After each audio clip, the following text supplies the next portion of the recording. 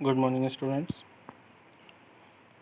आज हम लोग इस क्लास में पढ़ेंगे लिबरलाइजेशन से रिलेटेड जो फिस्कल रिफॉर्म और एक्सटर्नल सेक्टर रिफॉर्म गए थे उसको। Fiscal reform is related to fiscal policy of the government and fiscal policy means budgetary policy of the government, यानी ये गवर्नमेंट के बजट से रिलेटेड है।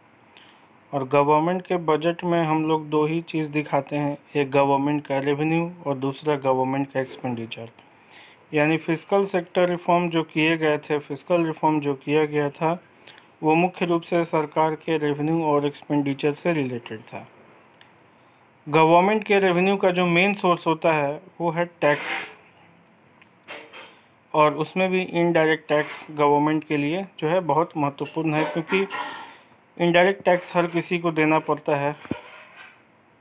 अगर आप 10 रुपये का कोई सामान खरीदते हैं तो उस पर 2 रुपये टैक्स है।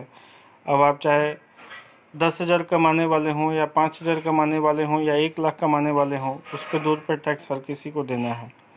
तो गवर्नमेंट का जो रेवेन्यू का मेन सोर्स होता है वो टैक्स होता है, और मेनली इसमें जो रिफॉर्म किया गया वो टैक्स से रिलेटेड ही किया गया। आज की तारीख में हम लोग जो जीएसटी यूज करते हैं, goods and services tax, indirect tax में, ये जीएसटी भी टैक्स रिफॉर्म का ही हिस्सा है। लेकिन ये टैक्स रिफॉर्म जो जीएसटी के रूप में हुआ है ये हमारे यहाँ 2017 से लागू हुआ। 1991 में ये नहीं था। उस समय कुछ अलग तरीके से रिफॉर्म किया गया। देखते हैं हम लोग टैक्स रिफॉर्म में मुख्य रूप से क्या क्या हुआ। पहला है corporate tax and income tax को कम कर दिया गया। देखिए, इनकम टैक्स का मतलब होता है, ये कॉरपोरेट टैक्स और इनकम टैक्स ये दोनों ही डायरेक्ट टैक्स हैं, यानी जिसके ऊपर लगाया जाता है पेमेंट वही करता है। जैसे इंडिविजुअल के इनकम पे टैक्स लगाया गया, तो टैक्स चोरी को कम करने के लिए जो है इस कॉरपोरेट टैक्स और इनकम टैक्स को कम किया गया। यानी कि मान लीजिए कि पहले आप सालाना 1,00,000 रुपये अर्न करते हैं तो 10% आपको टैक्स देना है। अब इस चीज़ को बढ़ा दिया गया कि अब आप 1,00,000 नहीं बल्कि 2,00,000 अर्न कीजिएगा तो आपको 10% टैक्स देना है। और टैक्स के रेट को कम कर दिया गया। जैसे अगर जहाँ पे इनकम टैक्स 10% था उसको 5% कर दिया गया, 8% कर दिया गया। तो इस तरह से इनकम टैक्स को कम किया गया। और बिज़नेस को जो उसके प्रॉफिट पर टैक्स लगता था, जो मिनिमम 25% था, 30% शायद था, उसको भी कम करके 25% कर दिया गया। तो इस तरह से बिज़नेस के प्रॉफिट पर टैक्स को रेट को कम किया गया। लोगों के इनकम पे जो टैक्स लगता था उस टैक्स रेट को कम किया गया, ताकि लोग टैक्स चोरी ना करें और ज़्यादा से ज़्यादा टैक्स गवर्नमेंट के पास आ सके। देखिए, ज़्यादा से ज़्यादा आने का मतलब हो गया कि अगर मान लीजिए कि कोई एक ही आदमी टैक्स हम ज़्यादा लगा देते हैं तो उसमें बहुत सारे लोग जो हैं अपने इनकम को कम दिखाने लगेंगे, प्रॉफिट को कम दिखाने लगेंगे, तो टैक्स पे करने वालों की संख्या कम हो जाती है। तो हमको ज़्यादा ही टैक्स मिले, एक आदमी से हम 10 रुपया लें या 5 आदमी से 3-3 रुपया लें, ज़्यादा रेवेन्यू किस में होगा? अगर हम 5 आदमी से 3-3 रुपया लेते हैं तो उस इंडिविजुअल के लिए भी बर्डन कम हो गया कि हाँ हमको 3 रुपये ही देना है, और देने वाले लोग बढ़ गए तो गवर्नमेंट का रेवेन्यू भी 15 रुपये हो गया, रेवेन्यू बढ़ गया। और अगर एक ही आदमी 10 रुपये दे रहा है तो एक आदमी पे बर्डन ज़्यादा है कि भाई हमको 10 रुपये पे करना है। इस तरह से गवर्नमेंट को पे करने वाले लोग कम हो जाते हैं तो गवर्नमेंट का रेवेन्यू भी कम हो जाता है। यानी टैक्स रेट को कम किया गया तो लोगों का बर्डन भी कम हो गया और पे करने वाले लोग की संख्या बढ़ गई तो गवर्नमेंट का रेवेन्यू भी बढ़ जाएगा। तो इस तरह से सरकार कॉर्पोरेट टैक्स, इनकम टैक्स को कम कर दी। इनडायरेक्ट टैक्स में भी बहुत सारा सुधार किया गया। उसी समय मोड वैट यानी मॉडिफाइड वैल्यू एडेड टैक्स का कंसेप्ट लाया गया। एक्साइज ड्यूटी को कम किया गया, इंपोर्ट ड्यूटी को कम किया गया। हाँ, तो इस तरह से जो है डायरेक्ट टैक्स और इनडायरेक्ट टैक्स दोनों ही टैक्स स्ट्रक्चर में काफ़ी सारे बदलाव किए गए। और जो टैक्स का कैलकुलेशन हमारे देश में किया जाता था, जो टैक्स स्ट्रक्चर तैयार किए गए थे वो काफ़ी कॉम्प्लेक्स था, बहुत सारे लोगों को समझ में नहीं आता था। तो इसको भी सिंप्लीफाई कर दिया गया, इसको भी लिबरलाइज कर दिया गया ताकि हर कोई इस बात को समझ सके, टैक्स के इम्पोर्टेंस को समझ सके। उसके कैलकुलेशन को आसान किया गया ताकि ज़्यादा से ज़्यादा लोग टैक्स पे कर सकें। तो टैक्स से रिलेटेड इस तरह से कुछ मुख्य रिफॉर्म किए गए। इनकम टैक्स और कॉर्पोरेट टैक्स के रेट को कम किया गया। इनडायरेक्ट टैक्स से रिलेटेड सुधार किए गए जिसमें मॉडिफाइड वैट का कंसेप्ट लाया गया और टैक्स स्ट्रक्चर को सिंप्लीफाई किया गया। तो ये कुछ हमारे मुख्य फिजिकल सेक्टर रिफॉर्म थे, यानी गवर्नमेंट के रेवेन्यू पॉलिसी से रिलेटेड, बजटरी पॉलिसी से रिलेटेड रिफॉर्म थे जो 91 में किए गए। अब है हमारा external sector reform. External sector reform का मतलब हो गया कि rest of the world sector से रिलेटेड, यानी एक्सपोर्ट और इंपोर्ट से रिलेटेड जो सुधार किया गया। देखिए, हम लोगों ने पढ़ा था कि इकोनॉमिक रिफॉर्म की ज़रूरत हमें क्यों पड़ी।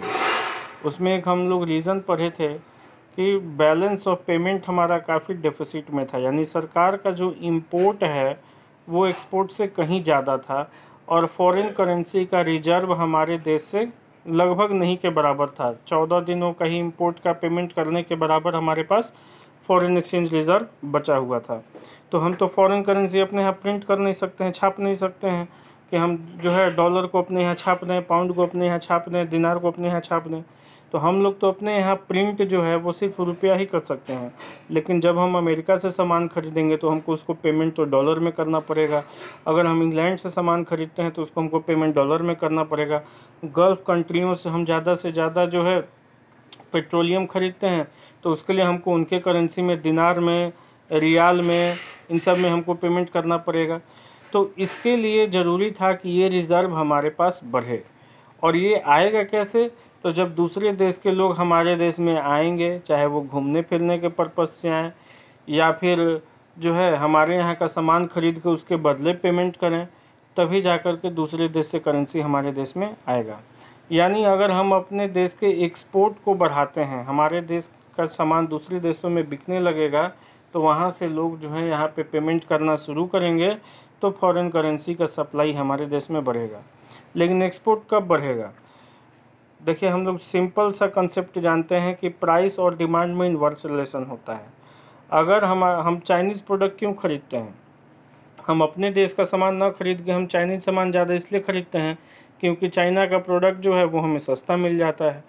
ठीक, तो उसी तरह से अगर जब हमारे देश का बना हुआ सामान फॉरेनर के लिए जब सस्ता होगा तो वो हमारे देश का सामान ज़्यादा खरीदेंगे।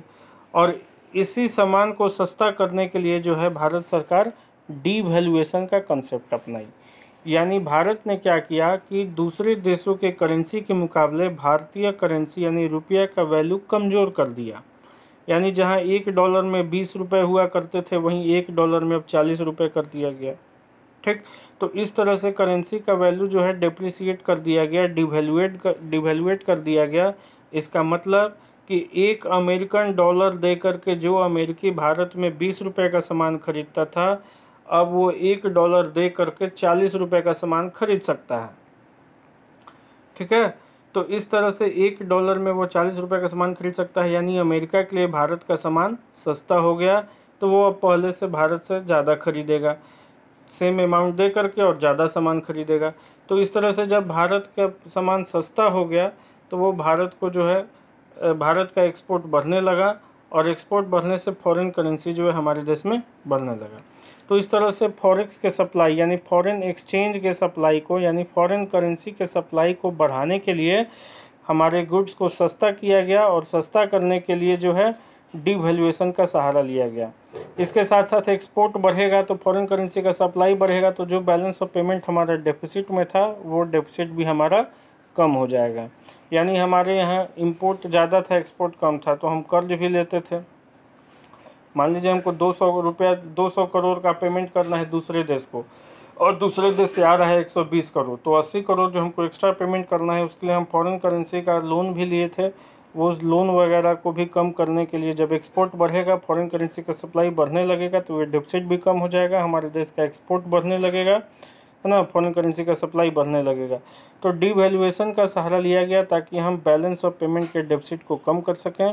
यानी डिवैल्यूएशन के थ्रू हम भारत के सामान को इंटरनेशनल मार्केट में सस्ता किए और इंटरनेशनल मार्केट में हमारे देश का सामान सस्ता होने की वजह से एक्सपोर्ट बढ़ गया, यानी हमारे देश के गुड्स का डिमांड बढ़ गया। और जब एक्सपोर्ट बढ़ा तो फॉरेन करेंसी का सप्लाई हमारे देश में बढ़ गया।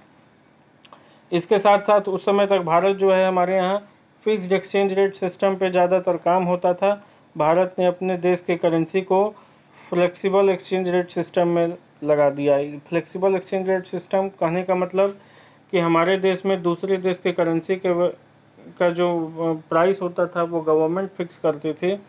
इस चीज़ को जो है अब मार्केट के लिए फ्री छोड़ दिया गया, यानी $1 में कितना रुपया होगा, 1 पाउंड में कितना रुपया होगा, 1 रियाल में कितना रुपया होगा, है ना। ये चीज़ का डिटर्मिनेशन अब जो है करेंसी के डिमांड और सप्लाई के आधार पे किया जाएगा। यानी $1 में अगर 70 रुपया है तो ये 70 रुपया गवर्नमेंट फिक्स नहीं करती है, बल्कि ये 70 रुपया उस करेंसी के डॉलर के डिमांड और सप्लाई के आधार पे तय होता है।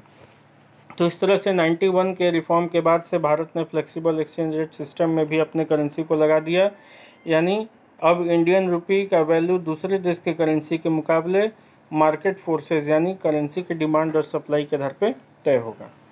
इसके साथ साथ हम लोग पढ़े थे कि 91 के पहले हमारे यहाँ जो है इंपोर्ट सब्सटीट्यूशन के पॉलिसी को अपनाया गया था। यानी दूसरे देश से मंगाए गए आने वाले सामान पे हेवी इंपोर्ट ड्यूटी लगाया जाता था। साथ में कोटा फिक्स कर दिया गया था कि दूसरे देश से जो है कम से कम सामान हमारे देश में आ सके और हमारे देश के कंपनियों को फॉरेन कंपटीशन से बचाया जा सके। लेकिन समय बिगड़ने के साथ साथ हमने ये देखा कि जो है यहाँ पे जब फॉरेन कंपटीशन नहीं होता था तो यहाँ की कंपनियों में मोनोपोली राइज हो गया, करप्शन बढ़ गया और उनमें इनएफिशिएंसी आ गई। उन्हें कंपटीशन का डर नहीं होता था, इस वजह से वो अपने आप में किसी तरह का मॉडर्नाइजेशन नहीं करते थे। तो इस इनएफिशिएंसी को दूर करने के लिए, इस मोनोपोली को भी दूर करने के लिए सरकार ने policy of survival of the fittest यानी इस पॉलिसी को अपनाया। सर्वाइवल ऑफ द फिटेस्ट का पॉलिसी कहने का मतलब कि फॉरेन कंपनियों को अपने देश में आने के लिए हमने इनवाइट किया, उनके लिमिट को बढ़ा दिया, उनके इन्वेस्टमेंट के लिमिट को बढ़ा दिया, कोटा को हमने समाप्त कर दिया, इंपोर्ट ड्यूटी जो काफ़ी ज़्यादा थे उनको काफ़ी कम कर दिया ताकि फॉरेन कंट्री का सामान हमारे देश में ज़्यादा से ज़्यादा आ सके। फॉरेन कंपनियों के सामान हमारे देश में आने लगे तो फॉरेन प्रोडक्ट से हमारे यहाँ के प्रोडक्ट को कंपटीशन मिलने लगा, हमारे यहाँ के कंपनियों को कंपटीशन मिलने लगा और इनमें भी धीरे धीरे सुधार आने लगा। तो इस चीज़ को देखते हुए ही टैरिफ और कोटा को पॉलिसी को समाप्त किया गया, इंपोर्ट सब्सटीट्यूशन के पॉलिसी को समाप्त किया गया और सर्वाइवल ऑफ द फिटेस्ट के पॉलिसी को अपनाया गया। यानी फॉरेन कंपनियों को ज़्यादा से ज़्यादा अपने देश में आने के लिए इन्वाइट किया गया ताकि उससे हमारे देश में कंपटीशन बढ़े, कंपटीशन बढ़ेगा तो एफिशिएंसी बढ़ेगा। ठीक है, तो ग्रोथ करना है तो एफिशिएंसी बढ़ाना होगा और एफिशिएंसी के लिए कंपटीशन ज़रूरी हो गया था। तो इस तरह से जो है एक्सटर्नल सेक्टर से रिलेटेड रिफॉर्म किया गया जिसमें मुख्य रूप से करेंसी का डिवैल्यूएशन किया जाना और फॉरेन कंपनियों को हमारे देश में आने यानी सर्वाइवल ऑफ द फिटेस्ट के पॉलिसी को अडॉप्ट करना शामिल था। तो इस तरह से हम लोग लिबरलाइजेशन में चारों रिफॉर्म के बारे में पढ़ चुके। पिछले वीडियोज़ में हम लोग जो हैं लिबरलाइजेशन का मीनिंग, उससे रिलेटेड 2 रिफॉर्म, एक फाइनेंशियल सेक्टर रिफॉर्म और दूसरा इंडस्ट्रियल सेक्टर रिफॉर्म, इन दोनों को हमने पढ़ा था। इसमें हम लोग फिस्कल रिफॉर्म और एक्सटर्नल सेक्टर रिफॉर्म को पढ़ लिए और लिबरलाइजेशन का टॉपिक हमारे सिलेबस के अकॉर्डिंग अब समाप्त हो चुका है। अगले क्लास में हम लोग प्राइवेटाइजेशन के बारे में पढ़ेंगे। Thank you.